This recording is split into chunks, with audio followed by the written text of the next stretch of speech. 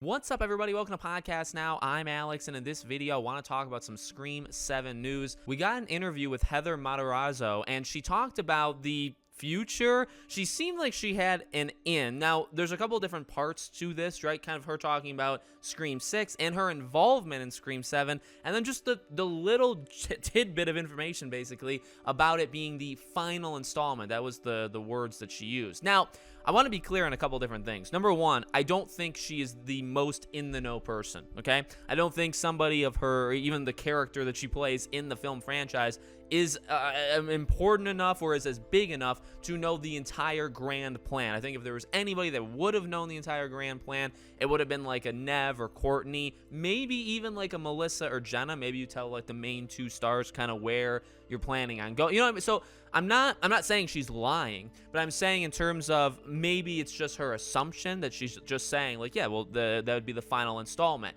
Because then part two, to of course like what seems pretty common knowledge or kind of obvious, is that I think we all expect the seventh one to be the end, at least for a while, right? This is more, in my opinion, the reason why I want to make this video, this is more like hearing it from somebody that's not like us, like the fans who just talk about it on YouTube or on Twitter or on podcasts. You know what I mean? It's like hearing it from somebody else kind of being said to you, even though you've said it yourself. Where you imagine Scream 1 through 3 trilogy, Scream 4 was supposed to be a trilogy, but just like a bridge movie at this point, which is actually kind of cool. And then 5, 6, 7 is this new trilogy, right? And I mean, and I just said it, 5, 6, 7, it ended there. And so we've all kind of thought, you do 5, then you do 6, and then if 6 does well enough, unless 6 absolutely bombs, you have to imagine they do a 7. And then you get to 7, and you probably call it there. Now, how long do you call it there? I don't think you have to do that long, especially with the new faces, if it all works and the jury is still out, right? I believe that the jury is still out, mainly on like a Sam, but also what they do with these characters, because Sam or Tara doesn't have to make it all the way to the end, but you have them being younger. I mean, you have to imagine by the time, even if they take a couple years off between 6 and 7, by the time 7 ends, you have Jenna Ortega probably being like 22 to 24 years old at the absolute oldest. You have Melissa Barrera being 34, 35. They're still not that old. And then, yes, you would take like 5, 6, 7 years maybe off, come back. But I mean, you could realistically get both of them, and they're still in relatively prime years. You know what I mean? So it's something that we've kind of talked about before. It's just hearing Heather say it out loud being the final installment. It's like, okay, then you have to debate. Does she know that?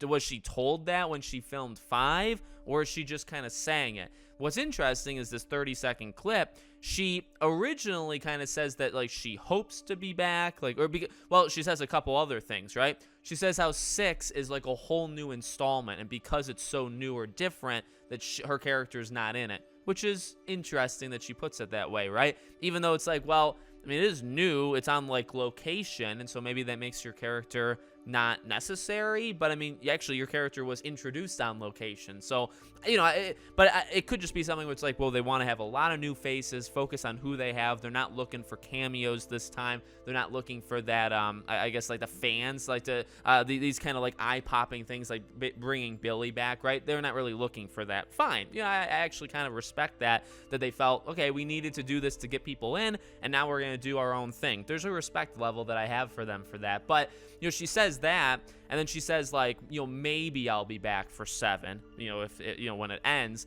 And then towards the end of the 30-second clip, she's pretty much like all in. She's like, yeah, I should be back, or hopefully, so that's kind of funny, and that's interesting of where like these movies would lead. I've talked about, because obviously I think a lot of people talk about like a Dewey cameo. I think the idea for like a Dewey either flashback or some sort of like a ghost thing is really pushing it.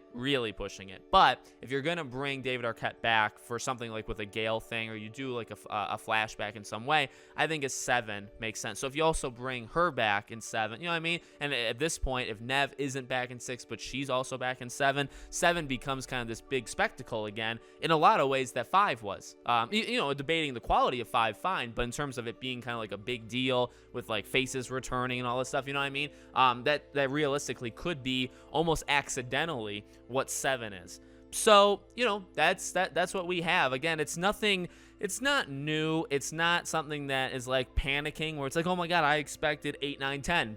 I expected another trilogy after this. I mean, again, when you have these franchises, and I think that's why horror kind of is around and is so powerful for so long, is when you have a franchise like Halloween or Scream or whatever, you know, as long as these movies always cost like 20 to 30 million and you can make 100 million at least from each one, these franchises can last literally forever. You know what I mean? Because it's like you're even doubling the budget. Say it's 30 million, you double it to 60 and you make 100, you're always going to make that 40 million. You know what I mean? It's very difficult not to.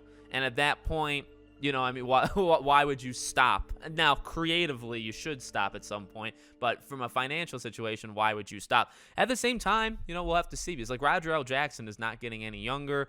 You know, bringing him back 10 years from now when he's in his 70s or mid 70s, like, you don't have forever with Roger. And that I only bring him up because of like the voice of Ghostface, kind of iconic, don't you think? So we'll see what happens, but pretty interesting that we get again, it's just somebody outside of us talking about it. Whether or not she actually knows what she's saying, you know, like she was actually told it, is honestly debatable. And I would actually kind of take the under on that I don't really think Jamie or Guy or even like Matt or Ty, I don't really think they're going to her and saying, well, here's our long-term plan of 5.